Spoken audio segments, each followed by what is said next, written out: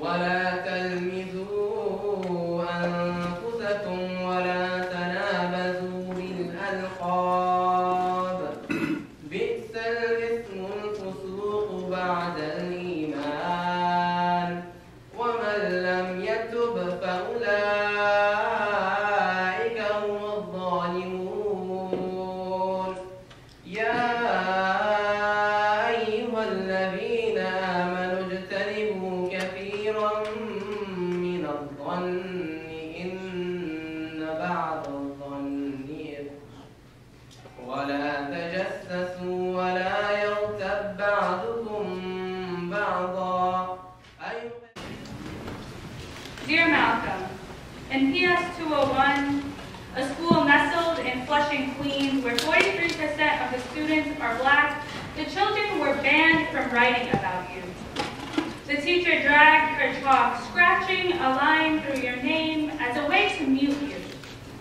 She told the children to pour their whiteouts, hit their backspace keys, and clench their teeth to prevent your name from spilling through their mouths, as though it was a profanity.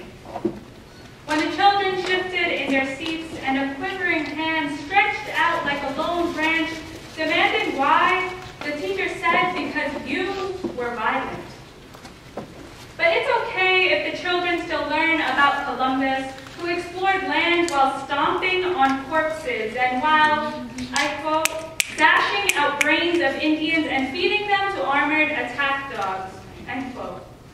It's okay if our children learn about President Washington, who owned more than 300 slaves, whipping their bodies bloody and selling them to buyers in West Indies to sever ties from their lovers as a cruel punishment.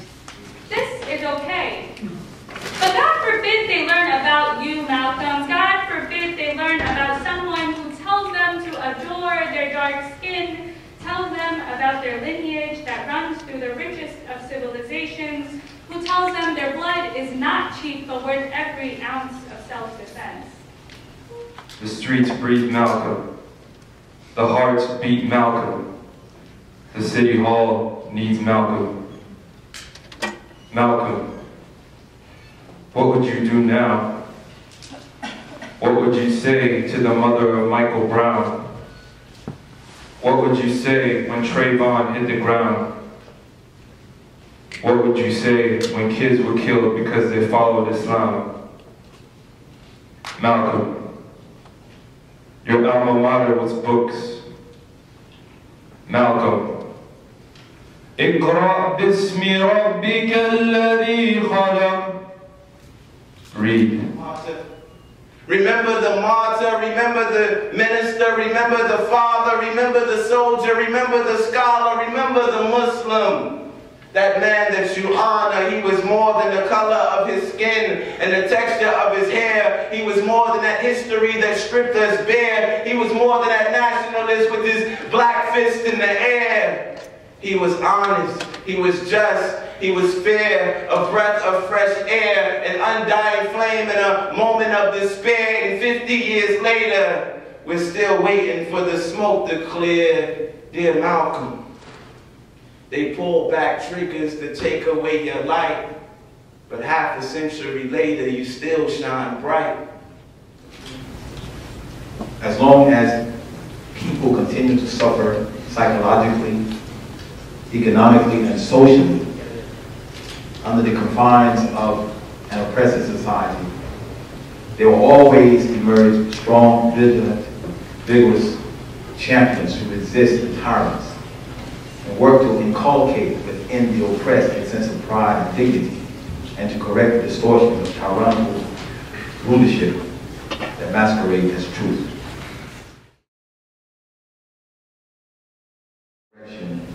I am Mohammed bin Heshaam Jaaber. I am the son of Heshaam Jaaber. I was born in North Carolina, Jim Crow society, segregation, all the above. And I'm somewhat connected to his experience. And as history unfolds, you will see how my family got involved. When we think about the Heshaam Jaaber or Malcolm X, I prefer the Heshaam Jaaber because that's the end result of the journey.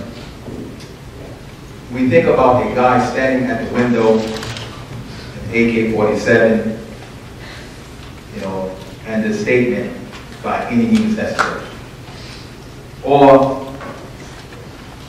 a person who was a criminal and then he ended up in that part of his life as a saint. But one thing unique about Malcolm X is that he belongs to everybody, to everyone.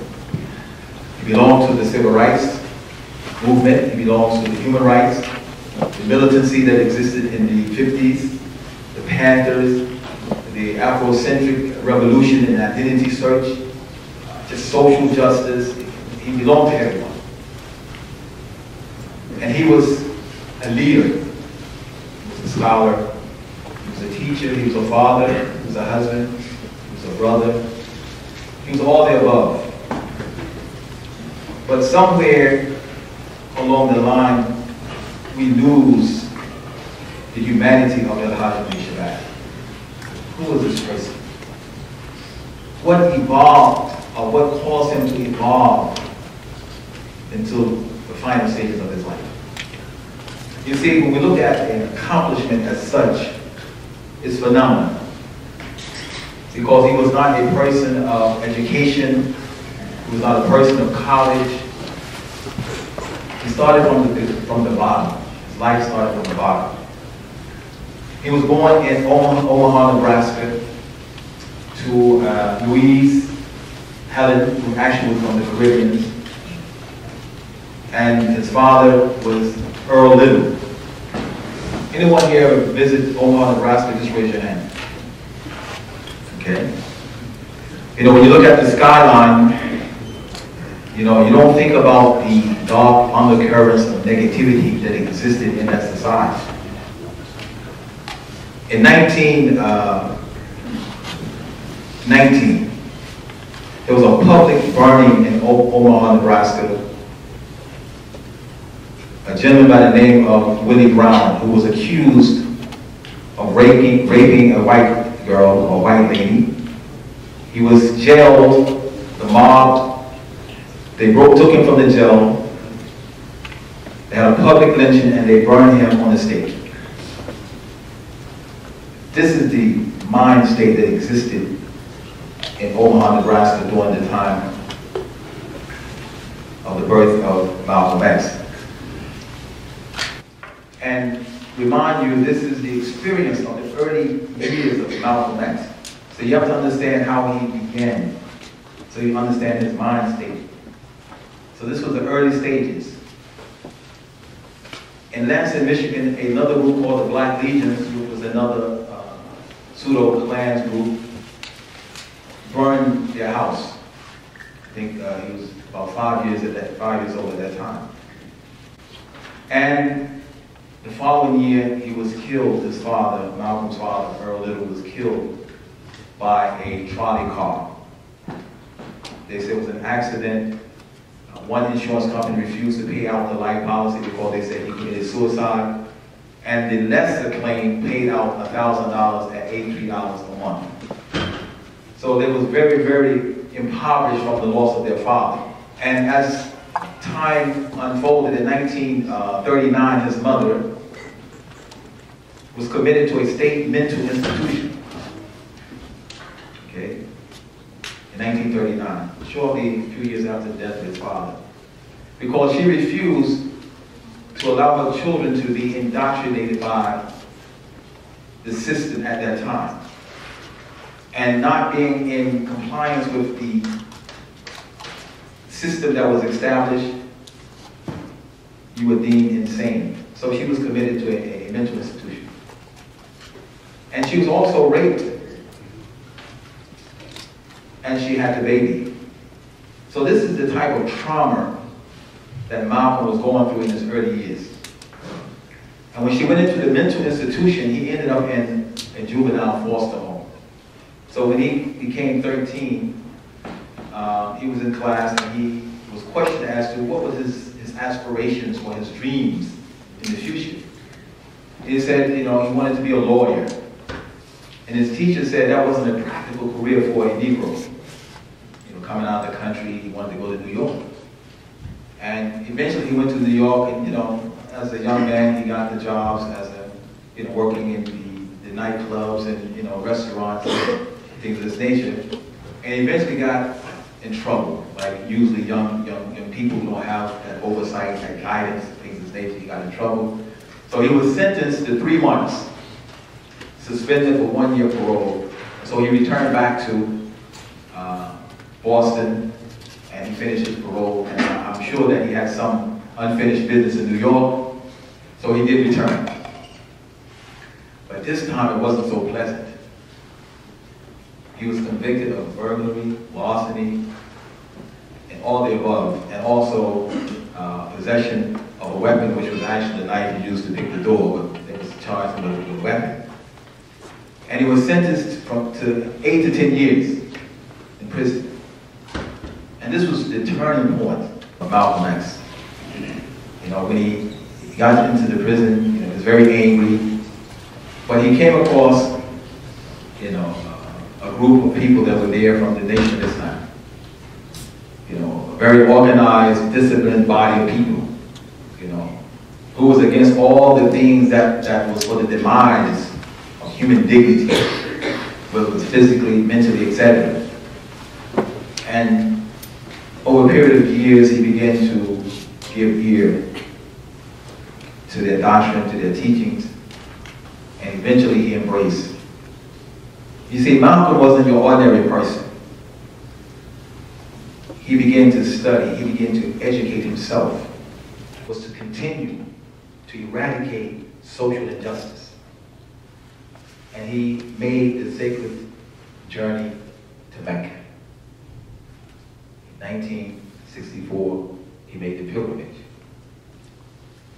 He entered into a dimension, a world that he never knew about. A world that had been kept a secret from him. Doors closed. And you can read his letters of his confession to true Islam. He was amazed to see Europeans and Africans and Asians sitting and sharing the same dish of food, drinking from the same vessel with no sense of discrimination. This was unheard of in this society at that time.